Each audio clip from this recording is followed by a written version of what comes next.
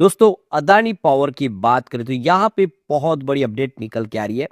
Adani power fund raise करने जा रहे हैं। अब आप देख ही सकते हो कि लगातार बहुत सारी कंपनियों का यहाँ पे अधिग्रहण किया जा रहा है, बिजनेस को फैलाया जा रहा है और ऐसे में फंड की आवश्यकता तो होती है। तो काफी जबरदस्त गुड न्यूज है। यहाँ पे कंपनी एनसीएलटी के तहत एक कार्रवाई जो हुई है उसमें कंपनी अधिग्रहण करने जा रही है एक डूबती कंपनी का। अब आप देख ही सकते हो कि अदानी पावर अदानी ग्रुप की एक बहुत ही वैल्यूबल कंपनी है, काफी बड़ा इसका मार्केट कैप है और विजन बड़ा है। आने वाले 2032 तक अपनी जो कैपेसिटी उसको डबल से ज़्यादा बढ़ने जा रही है। ऐसे में अदानी पावर को लेकर क्या उम्मीद है उसको समझेंगे इस वीडियो के माध्यम से। अभी पिछले दिनों इसने स्टॉक को स्प्लिट किया, लोगों को स्प्लिट का पूरा फायदा मिला, यानी जिनके पास 1 शेयर था उनको 5 शेयर मिले हैं अदानी पावर के। अब आने वाले इसमें क्या संभावना बनेगी जानेंगे इस वीडियो के माध्यम से। लेकिन फ्रेंड्स उससे पहले अगर आप पहली बार हमारे चैनल पे आए तो चैनल को सब्सक्राइब कर दीजिए, एक बेल आइकॉन दबा दीजिए ताकि जब भी नया वीडियो बने पहला नोटिफिकेशन आपको मिले। वीडियो पसंद आए तो लाइक से जरूर कीजिए। चलो फ्रेंड्स वीडियो स्टार्ट करते हैं। मैं हूं आपका दोस्त एस बी दवे और हमारे अपने चैनल ऑनलाइन कमाई में आपका बहुत बहुत स्वागत है। सबसे पहले अदानी पावर के कारोबार की बात हो 139 पर क्लोजिंग देखने को मिली, जहाँ पे 1.49% की तेजी है। इस समय 12 बजे के आसपास का टाइम है। स्टॉक 1.5% इस समय पॉजिटिव दिखाई दे रहा है। तो यहाँ पे इसकी परफॉर्मेंस देखें तो क्लोजिंग 137 पर कल थी, आज 139 पर शानदार शुरुआत की और यहाँ से एक पॉजिटिव माहौल बना, 141 तक स्टॉक चला गया। अब आप देखिए इसका 52 वीक का जो लो रेंज है वो 92 रुपीज़ का है, वहाँ से काफ़ी बेहतर किया, लेकिन हाई अभी भी 182 का है। तो स्प्लिट के बाद स्टॉक ने अच्छी दौड़ लगाई थी, अभी स्टॉक उस लेवल से काफ़ी नीचे है। अब इसकी हिस्टोरिकल परफॉर्मेंस की बात करें तो पिछले 1 महीने में यहाँ पे 3.92% के आसपास की गिरावट हुई है। ये अकेले अदानी पावर की बात नहीं है, बाजार में गिरावट का माहौल बना, ऊपर के लेवल से स्टॉक सारे नीचे आए, जिसकी वजह से अदानी पावर का शेयर भी तेजी के बाद यहाँ पे नीचे आया। पिछले 3 महीनों में भी यहाँ पे 16.72% के आसपास की गिरावट हो चुकी है। तो जबरदस्त तेजी के बाद पिछले 2-3 महीनों में यहाँ पे प्रॉफिट बुकिंग हावी हुई है। 1 ईयर का रिटर्न लेकिन अभी भी अच्छा है, करीब 30.96% का इसने पॉजिटिव रिटर्न दिया है, जबकि 3 ईयर का रिटर्न 151% पॉजिटिव है। और पिछले 5 सालों में तो ये एक बड़ा मल्टीबैगर साबित है। उसने 1200% का बम्पर रिटर्न दिया है। 26-27 रुपए के आसपास स्टॉक था कोविड काल में और आप देखें उसके बाद स्प्लिट भी हुआ।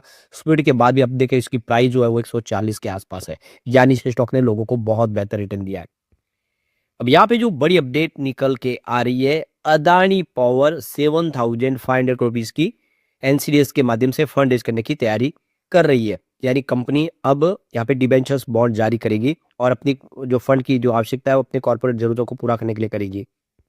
तो यहाँ पे इकोनॉमिक्स टाइम्स की रिपोर्ट के अनुसार जो है यहाँ पे घरेलू बॉन्ड बाजार के माध्यम से फंड जुटाएगी कंपनी 7,500 रुपीज का।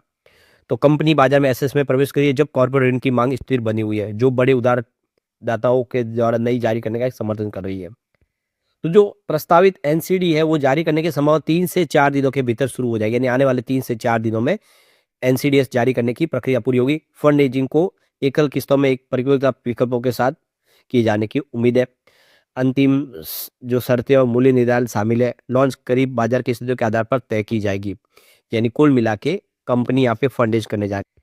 तो कंपनी यहाँ पे 2, 3, 4 या 5 साल की जो मैच्योरिटी के साथ एनसीडी जारी कर सकती है और एक्सिस बैंक, आईसीआईसीआई बैंक और ट्रस्ट ग्रुप द्वारा प्रस्तावित जारी करने के लिए इसको जिम्मेदारी दी गई है। तो बॉन्ड्स को संस्थागत निवेशकों के साथ बेचा जाएगा। तो कुल मिला के देखो कि काफ़ी शानदार फैसला किया गया। कंपनी अपने फंड रेज करेगी को अपने बिजनेस को आगे बढ़ाना है। तो इस बॉन्ड के माध्यम से जो फंड रेज होगा उसकी अपनी कॉर्पोरेट जो आवश्यकता है उसको पूरा किया जाएगा। इसके अलावा कंपनी अपने कर्ज को भी कम करेगी, जो पुराना कर्ज है उसको रिफाइनेंस करेगी। फिलहाल 36,000 करोड़ रुपीज का कर्ज है कंपनी पे। कंपनी की फाइनेंशियल सेहत की बात करो 23,000 करोड़ का एबिटाडा कंपनी ने बताया, जो थर्मल पावर सेगमेंट में इसके संचालन को सबसे बड़ी कंपनी के रूप में इसको स्थापित करता है। तो आप देखिए कंपनी के बाद बहुत सारे अलग अलग राज्यों में पावर प्लांट है, काफ़ी अच्छा बिजनेस कंपनी कर रही है। कंपनी आने वाले 2032 तक अपनी जो कैपेसिटी है उसको 42 गीगावाट तक पहुंचाने की लक्ष्य लेके चले, जो इस समय 20 गीगावाट के आसपास है। तो आप समझ सकते हो कि कंपनी का जो लक्ष्य बड़ा है। ऐसे में आने वाले समय उम्मीद है कि ये स्टॉक बेहतर करेगा। दूसरी जो बड़ी गुड न्यूज ये निकल के आ रही है कि नेशनल कंपनी लॉ ट्रिब्यूनल की तरफ से अदानी पावर द्वारा विदर्भ इंडस्ट्रीज पावर को 4,000 करोड़ रुपीज में खरीदने की योजनाओं को मंजूरी दे दी है। यानी एनसीएलटी की मंजूरी मिल चुकी है। ये डूबने वाली जो कंपनी है इसको 4000 करोड़ में अदानी पावर खरीद रहा है। तो ट्रिब्यूनल ने वेस्टर्न कोलफील्ड्स लिमिटेड और विदर्भ पावर के कुछ कर्मचारी द्वारा उठाई गई आपत्तियों को खारिज कर दिया है। इस फैसले के परिणामस्वरूप अदानी पावर को अब अपनी योजनाओं को मजबूती का समर्थन, कानूनी समर्थन भी मिल गया है। यानी अब वो योजना को आगे बढ़ा पाएंगे और इस कंपनी को वो खरीद पाएंगे। तो ये आप देख सकते हो कि एनसीएलटी की दो जो पैनल जो जज थे, उनके पैनल मुंबई एनसीएलटी ने उस पूर्व के फैसले में सहमति जताई जिसमें अदानी पावर द्वारा विदर्भ पावर के अधिग्रहण की योजना को मंजूरी दी गई थी। ट्रिब्यूनल ने कहा कि सौदे का विरोध करने वालों की शिकायतों का कोई ठोस आधार नहीं है। नहीं, यह साबित हुआ है कि दिवालियापन कानूनों का कोई उल्लंघन भी हुआ है। तो ऐसे में कोई भी रोक नहीं पाएगा इस कंपनी का अधिग्रहण करने से। तो यहाँ पे एनसीएलटी ने 16 जनवरी को जारी 18 पन्नों के आदेश में कहा कि अदानी पावर की अधिग्रहण की योजना अभी भी आवश्यक कानून नियमों का पालन करती है। उसने यह कहा है कि लेनदारों की कमेटी ने अपना फैसला निष्पक्ष और कानूनी तरफ से लिया है। चूंकि सब कुछ ठीक ढंग से किया गया है, इसलिए ट्रिब्यूनल को एनसीएलटी द्वारा अदानी पावर की योजना को दी गई जो स्वीकृति को बदलने या रोकने का कोई भी कारण नहीं मिला है। यानी यहाँ पे देख सकते हो कि जो फैसला लिया गया वो उन्हें एनसीएलटी को मंजूर है और अब जल्दी ही इसका अधिग्रहण कर पाएगी कंपनी। फिलहाल कंपनी के लिए कुछ चुनौतियां भी है जिसमें देखिए जो सबसे बड़ी दिक्कत है कि उनकी जो क्षमता तो थी लेकिन उसमें पूरा करने का कंट्रोल नहीं था। अदानी पावर के पास देश के सबसे बड़े थर्मल पावर पोर्टफोलियो, उनका जो पोर्टफोलियो उसमें सबसे बड़ा एक था, लेकिन फ्यूल कनेक्शन की अनिश्चितता और पावर परचेस एग्रीमेंट में देरी के चलते इस पर इनको प्रभाव पड़ा, काफ़ी सारा दबाव झेलना पड़ा। इसके अलावा इंपोर्टेड कोयले पर निर्भरता से भी इनकी जो इनपुट कॉस्ट बढ़ी, जो प्लांट्स के नियमित रूप से नहीं चल पाए और ऊंची फिक्स कॉस्ट से कैश फ्लो में भी दबाव देखने को मिला। साथ ही कोयले की जो देखिए उपलब्धता है या फिर टैरिफ विवाद है, इन सब ने भी इनके कमाई पे बहुत ज़्यादा मुसीबतें दी। यानी एक तरह से देखें तो कंपनी बहुत सारी प्रॉब्लम झेल चुकी है पहले। सबसे बड़ी प्रॉब्लम है कर्ज का भारी भरकम होना।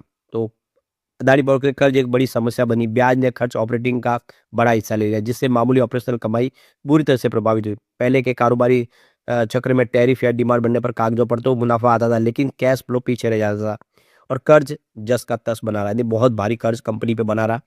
लेकिन अब स्थिति बदल रही है। कर्ज में फंसी और वित्तीय स्थिति में डावाडोल अदानी पावर की स्थिति अब पहले से सुधर गई है। ऑपरेशन और लागत पर नियंत्रण आ चुका है। इसके अलावा कैश फ्लो भी सुधर चुका है। प्रॉफिट में आ गई है कंपनी। फ्यूल सोर्सिंग ज़्यादा लोकल और भरोसेमंद हुई है। लॉजिस्टिक बेहतर हुई है। प्लांट्स में ज़्यादा नियमित रूप से अब चलने लगे। यानी लगातार बिजली का निर्माण हो रहा है। फिक्स कॉस्ट ज़्यादा यूनिट में बटी है और प्लांट लोड फैक्टर भी ज़्यादा स्थिर हुआ है। यानी कुल मिला के जो सारी पहले मुसीबत थी उसका निपटारा धीरे धीरे हो रहा है और कंपनी अब पूरी तरह से पटरी पे आ गई। यानी आने वाले समय अदानी पावर बेहतर कर सकता है। तो यहाँ पे इन आंकड़ों से समझे तो कंपनी की जो वित्तीय स्थिति है उसमें बदलाव हुआ है। फाइनल 2025 में अदानी पावर का रेवेन्यू 56,203 करोड़ तक पहुंच गया है। ऑपरेटिंग प्रॉफिट 21,418 करोड़ रुपए से ज़्यादा रहा है। एक्सपेंशनल आइटम की हटाने के बाद भी नेट प्रॉफिट 12,762 करोड़ तक पहुंच गया। यानी कंपनी को भारी भरकम प्रॉफिट हुआ है। एबिटाडा ऊंचा बना हुआ है। नेट मार्जिन देख सकते हो ज़्यादातर साल डबल डिजिट में रहे। अदानी पावर के ऑपरेटिंग कैश फ्लो में लगातार सुधार हुआ है। नकदी का इस्तेमाल करके उन्होंने बैलेंस शीट को सुधारा है और कंपनी ने इंटरनल एक्रूरेंस के जरिए नेट डेट में बड़ी कटौती की है। अब इनकी जो डेट टू इक्विटी रेशियो 0.83 पर रह गया है जिससे ब्याज खर्च घटा है और लिक्विडिटी का दबाव भी कम हुआ है। यानी कुल मिला के स्थिति बहुत अच्छी हुई है। ऐसे में हम कह सकते हैं आने वाले अदानी पावर कमाल कर सकता है। लेकिन फ्रेंड्स, कोई भी इन्वेस्टमेंट करने से पहले अपने फाइनेंशियल एडवाइजर से एडवाइस ले ले या अपना खुद का रिसर्च करे, क्योंकि मैंने वीडियो आपके एजुकेशनल पर्पज के लिए ही बनाया। वीडियो पसंद आए तो लाइक से जरूर कीजिए और चैनल को सब्सक्राइब कर दीजिए। Thank you friends.